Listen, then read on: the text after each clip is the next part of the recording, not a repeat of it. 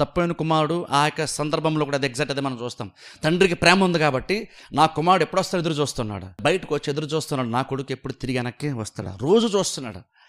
రోజు చూస్తున్నాడు కాబట్టి సడన్గా ఒక రోజు కొడుకు వచ్చినప్పుడు కొడుకుని తండ్రిని ముందు చూడలేదు, తండ్రే కొడుకుని ముందు చూశాడు. కానీ వెతుకుతూ వచ్చింది ఎవరు? కొడుకు వెతుకుతూ వచ్చాడు తండ్రి దగ్గరికి. కానీ ఫస్ట్ ఎవరెవరిని చూశారు? తండ్రి కొడుకుని చూశాడు.